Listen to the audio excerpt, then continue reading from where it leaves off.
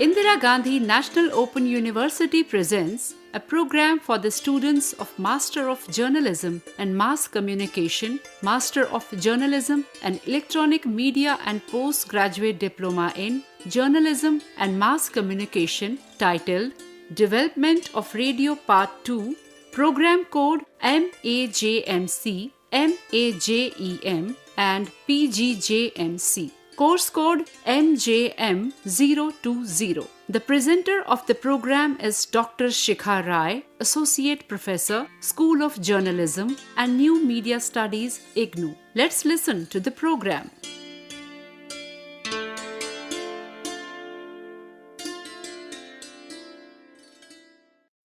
Welcome, dear learners. You are joining me in the second session, which is going to talk again about the development of radio. And in this session, we are going to focus on how radio has developed after independence, the post-colonial period, the recommendations of this very important Varghese Committee, the time of free airwaves, Prasar Bharati, and the journey of radio till date as we know it. So, let us begin. When we talk about radio after independence, when the British left India, India was left as a poor and a divided country. Thus, India was left only with 6 stations at Delhi, Mumbai, Kolkata, Chennai, Lucknow and Tiruchirappalli, with 18 transmitters, 6 on the medium width and the rest on small width. The coverage area was 2.5% and 11% of the population, and the radio listening on MW was confined only to urban areas. Role of communication for national development was underscored in India even prior to her independence. So it took our country some time to realize how communication can actually help in bring about development and how radio can become a very potent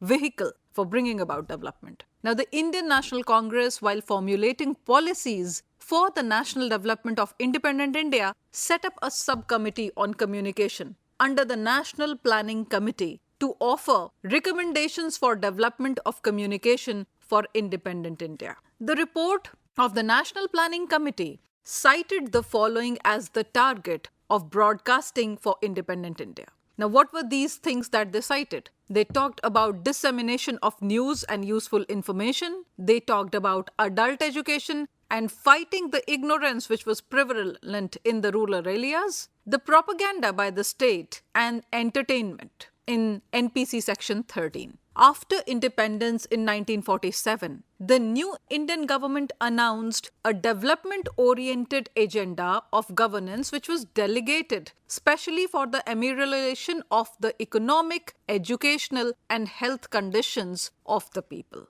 Targeting the development communication, the new government adopted the recommendations of the National Planning Committee as the mainstay of its communication policies. Now, there is a very important P.C. Joshi report in this context, and in his book on communication and national development, Joshi wrote that the issue of using modern communication acquired high priority as the developmental resource during the Nehruvian era when the planners explored the prospects of using radio as a tool and agent of development, that is for information and for enlightening the people in the countryside, in rural areas, in towns on developmental issues. Post-independence growth plan was charted by drafting the Bombay Plan, which is also called the Plan A for economic development of India. It was drafted by J.R.D. Tata and G.D. Birla and was extensively discussed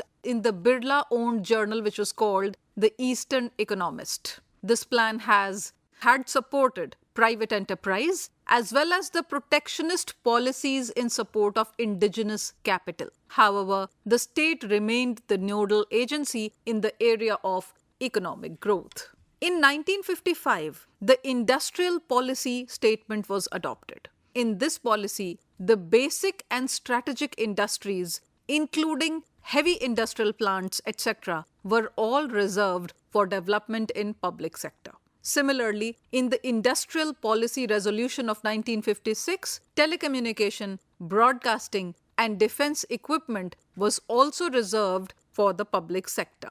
Now let us talk about the post-colonial period. In the first five-year plan in India, no financial allotment was done for the broadcasting sector, but investment to the tune of 4.94 crores was done by 1956, and most of the region was covered by All India Radio. The second five-year plan envisaged wider coverage, and for the first time, plan document spoke about setting up a TV station with an allocation of 40 lakhs. Now, on the entire plan allocation of 9 crores, the maximum amount, that is 267.81 lakhs, was earmarked for studio installation and additional office accommodation. Hence, the focus was on infrastructure development, and this trend continued. However, the growth had not been as fast. By 1960, 56% of the population and 37% of the country's area was covered by medium wave services. Therefore, the majority of the area was left to short wave coverage only. During that time, the system of collecting license fees was also in force. So, a person with a radio set was required to deposit a fee amounting to the local post office to ensure continuing reception of signals, like we do now for the digital TV setup or the set-top boxes. And it is still in vogue in UK as far as the BBC is concerned. BBC has been able to retain its autonomy largely because of the license fees that it charges, which it collects, and they do not depend on the government for any kind of fund in order to sustain themselves. This system of collecting license fees was eventually abolished in 1970s. During that time, after 1968, the annual rate of increase in licenses has fallen steadily, and the number of households with radio sets were only about 25 million. Even production of sets have witnessed a slow decline. Radio sets were more in demand then, and it could be supplied more in the period of 1960 to 1970. But the demand started declining after that. And this was also the time when Green Revolution came to India, and it was in full swing, and AIR had been a close companion of the revolution. It was naturally expected that the demand will increase for the sets. So this is how radio was developing after independence in India. But the expectations were different, and what we were met with was different. In spite of the slowdown in the listeners' base, the setting up of stations and the transmitters went on. And most of the transmitters were set up as a part of political necessities also. In 1962, India fought a war with China in the northeastern front, and this war revealed the inadequacy of the reception of radio signals in the border areas.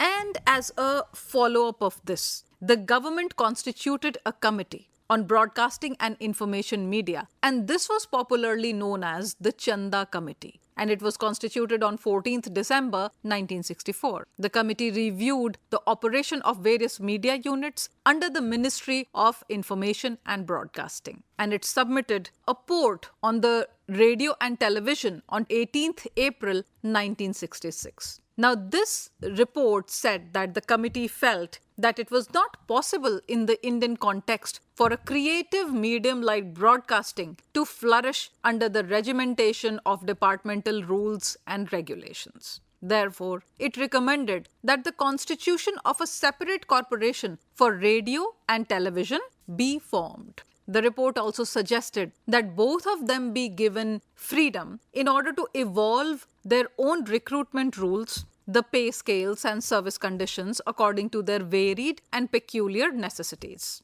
Another recommendation was for starting of a commercial service, and it was started from Vividh Bharati in 1967. In April 1970, the Lok Sabha was informed by the government that it was not the opportune time to consider the conversion of All India Radio into an autonomous corporation. But a major structural change was accepted, that is, a separate radio and television stations. Doordarshan came into existence on April 1, 1976, under the Ministry of INB. Soon after the internal emergency, a white paper on the misuse of mass media during the emergency was presented in the Parliament in 1977 August. In the elections, the opposition parties presented freedom of expression, including autonomy, to electronic media as a major election plank. After the new Janata Party government took charge, the working group on autonomy of AIR and DD was constituted by the Ministry of INB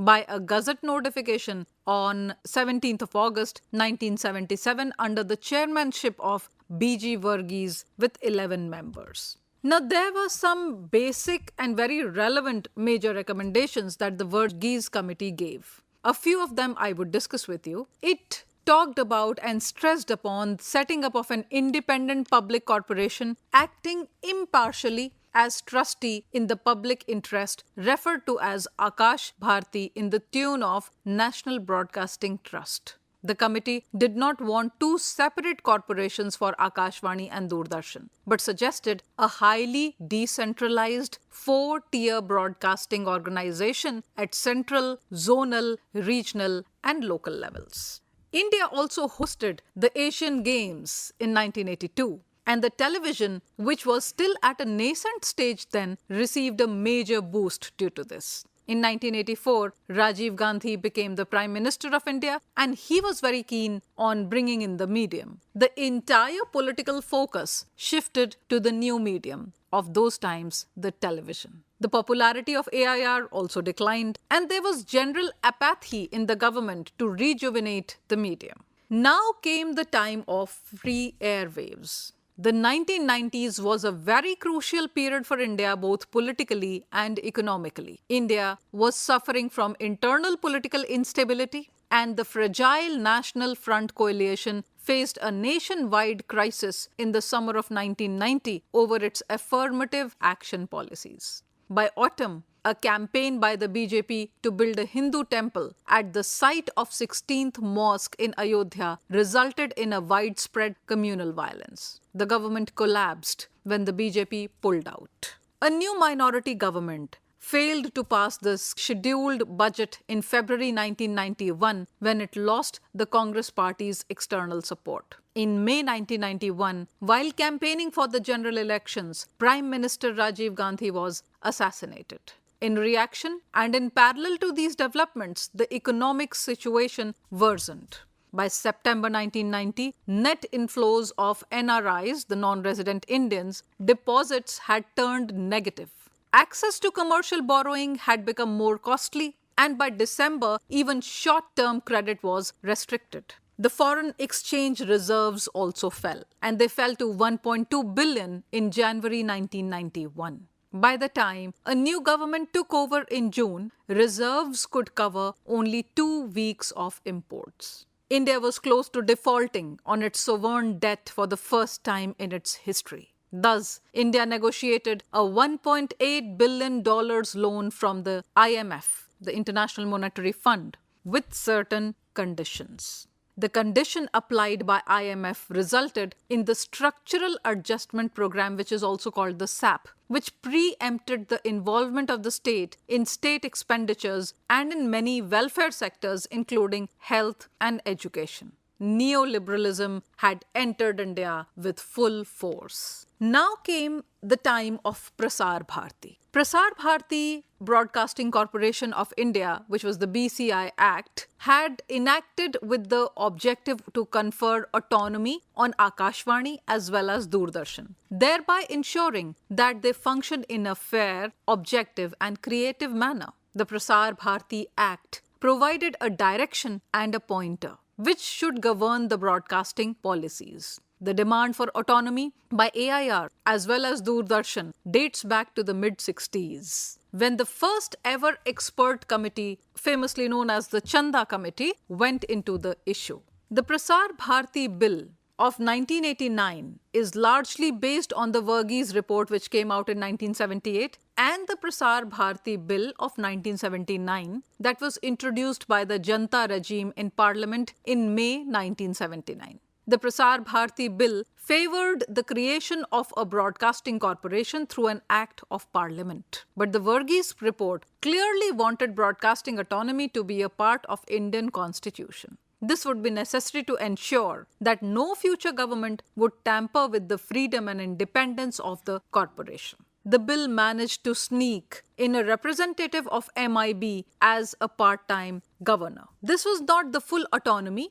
that the Varghese Committee was talking about in its report. The Bill of 1979 became an act in 1990 with the approval of all political parties in the Lok Sabha and Rajya Sabha. The first step in the ruling Congress government took in response to the invasion by cross-border satellite television was to set up the Vardham Committee in 1991. This was basically done to re-examine the Prasar Bharati Act of 1990. The Ram Vilas Paswan Committee was set up for this purpose in 1995. And it submitted a 104 pages report, which was more of a working paper with 46 recommendations on public and private electronic media, newspapers, news agencies, and films. The committee had hammered out consensus on a national media policy. Some of the recommendations were incorporated in the Broadcasting Bill, which was introduced in the Parliament in May 1997.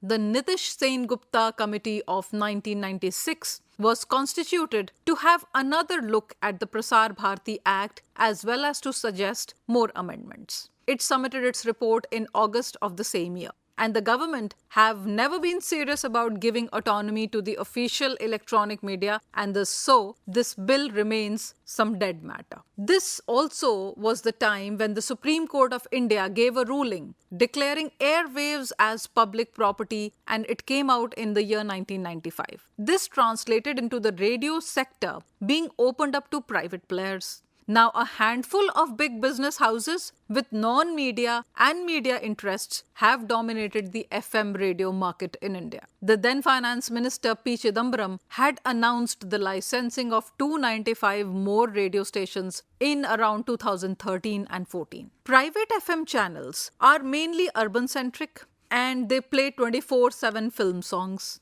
News is not allowed to be broadcast yet. Another offshoot of this was the community radio. Several non-governmental organizations and media activist groups campaigned for nearly a decade for the right to set up local radio stations and broadcasting facilities to support their community development work. They also networked to further the cause of community radio in the country. This network, soon after the announcement of the community radio policy, came together in January 2007 to constitute the Community Radio Forum, popularly known as CRF of India. CRF has support and promotes the setting up of community radio stations in India, and it lobbies for political changes that would amplify the progressive nature of the community radio policy and further simplify and democratize the licensing procedures. The Bangalore-based communication campaign group, also called Voices, convened a gathering of radio broadcasters, policy planners, media professionals, and not-for-profit associations in September 1996 to study how community radio could be relevant to India and to deliberate on policies appropriate for such an action. A declaration for establishment of community broadcasting was signed. A suggestion that AIR's local stations should allocate regular airtime for community broadcasting was also put forward. Requests were made for grant of licenses to NGOs and other non-profit making groups for running community radio stations across the country. Subsequently, UNESCO made available a portable production and transmission briefcase radio station, which was a kit to Voices to do experimental broadcasts of programs for a hands-on learning experience towards the objective of setting up an independently run community radio station. These intense advocacy efforts about community radio broadcasting for the social sector finally catapulted into an inclusive community radio policy which was approved by the Union Cabinet in November 2006. As of 2012, there were 125 functioning community radio stations in the country. Of these 125 stations, more than 90 were campus radio stations located either in the campus of Educational Institute or Krishi Vigyan Kendra. By the end of March 2018, there were 238 functioning community radio stations in the country. Out of these, 135 were campus radio stations located in educational institutions, Krishi Vigyan Kendras, and state agricultural universities. Today, state's role has been diminished to being an enabler. Even the state media apparatuses and the Doordarshan and AIR have been formulating and following the revenue model of the private media houses in the country. With that, we come to the end of this session on development in radio, and I hope you found this session enjoyable and fruitful. Thank you all very much.